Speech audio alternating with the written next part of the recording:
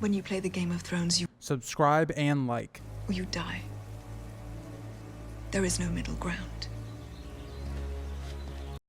All right, hello YouTube, welcome back to the Grease Comedy YouTube channel. In today's video, we're going to be talking about the Frey civil war that is possibly going to happen in Winds of Winter and A Dream of Spring in the future as well. And this is a topic that I think is interesting because there is so much evidence about the suspicions of the Freys and what they've been doing, all of this plotting. If you think about the first time we're really introduced into a lot of Freys is kind of in the beginning of A Clash of Kings in terms of both Big Walder and Little Walder, given how they think about the succession. It seems to be more important than their actual family members, and they think about their positions quite a lot, and that's made very apparent that that's the way a lot of the Freys think. And so you've kind of come to this point of the normal story where a couple of the heirs that would have inherited the crossing after Walder have died, namely in Stevron Frey and his son Ryman Frey, who dies at the very end of A Feast for Crows. And so that's left it kind of wide open, right? Because Ryman has a number of sons, and one of those actually was killed at the end of A Storm of Swords, and Peter Pimple. But if you kind of break down the lineage, right, so you have Walder's first son, Stevron. He dies in A Clash of Kings very suspiciously, right? After the Battle of Oxcross, he has this injury. It seems very minor. Even the maesters take care of it, and they think it should be fine. He ends up dead within the next couple of days.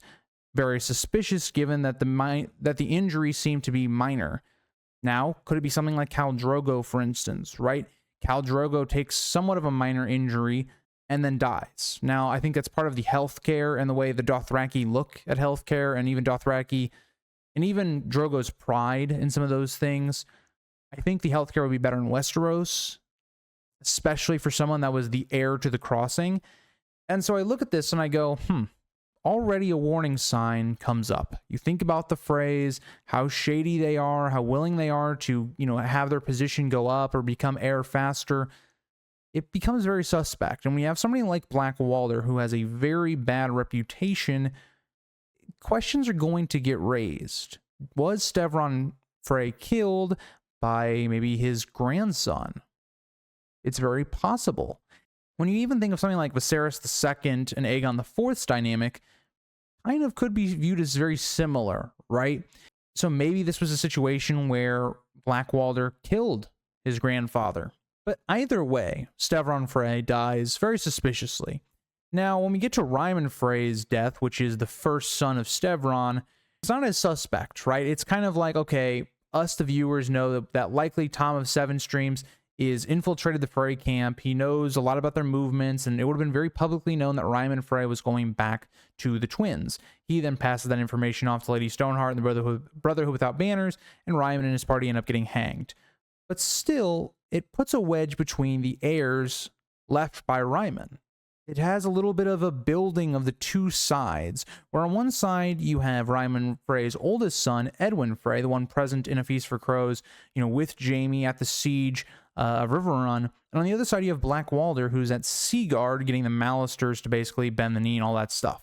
And so you come to that point where you have two opposing sides, it seems like. Even Jaime thinks in the normal story that both camps probably have spies in each other's. Because Edwin Frey thinks that Ryman's death, their father's death, could have been possibly because of Black Walder having spies in their camp and knowing and having an opportune moment to strike. If you even think about how much the succession is at the forefront of the minds of the Freys, look no further than Merritt Frey in A Storm of Swords. He is doing this job of, getting Peter Pimple to safety for a lot of reasons.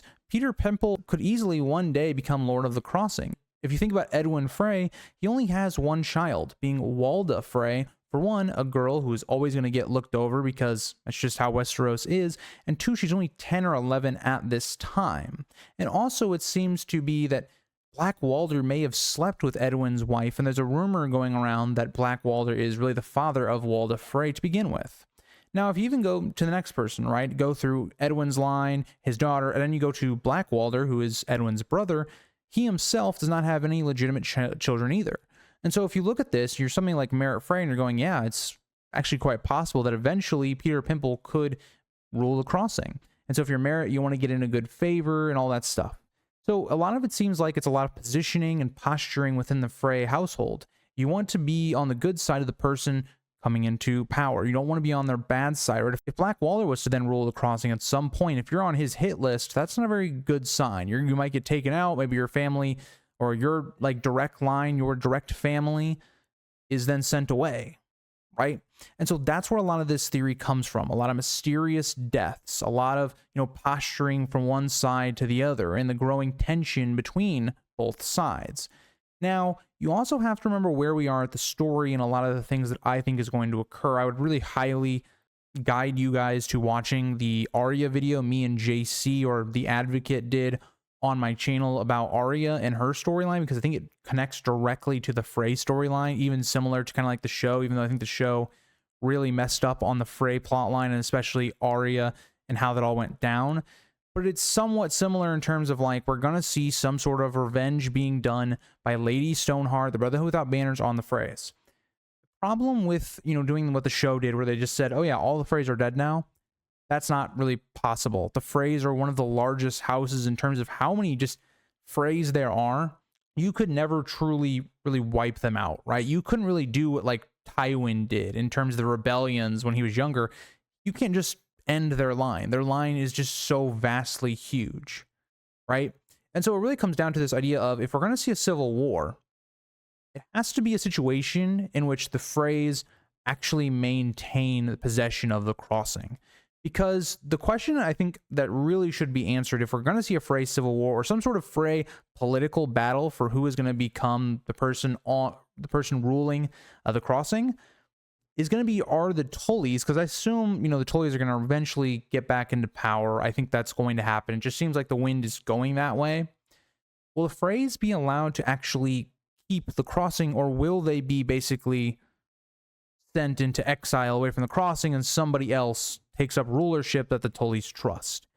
And if it is that the Freys get to keep it, but maybe they lose lands, maybe they lose a bunch of things, they have to give up hostages, all that type of stuff, okay, then you could see something happen like that, right? But I think the issue with a Frey civil war, and why I do think it's been alluded to quite a lot, is that I think the Freys are going to get taken down a peg before they're able to, start killing each other off like they've already been doing, right? In the North, we see this right at the beginning, right?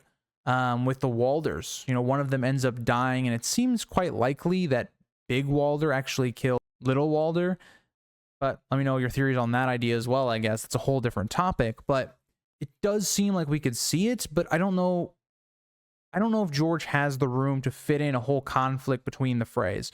Now, where I think we could see it happen is, I think by the end of the story, when everything is kind of established, we're going into this new, next phase of Westeros. I think a very likely thing you could hear saying, you think about the show and the small council scene at the very end of the show, with when Bran's there and Tyrion's Hand of the King, all that stuff.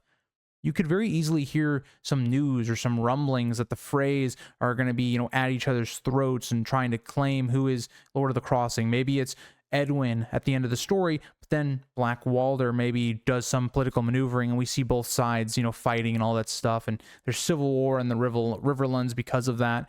I think another thing that would be interesting to see how how George handles in the books is like the Blackwood-Bracken conflict. That could be something also that could be brewing in the start of this new reign, just to test the waters. How much can they get away with? I think that's, to me, where I go with this Frey civil war theory, is that I think it's more of a end game theory in terms of we actually won't see it. I think it could be something that it's like, oh, Bran will have to deal with, or whoever is in charge will have to deal with the Freys and what they're doing and all that stuff. But let me know what you guys think. And also, for people that were in stream, saw this video kind of live, I did want to re-record it because I didn't love the audio quality. Streamlabs, I haven't updated my settings like I have in OBS, so they sound a bit better, hopefully, for you guys.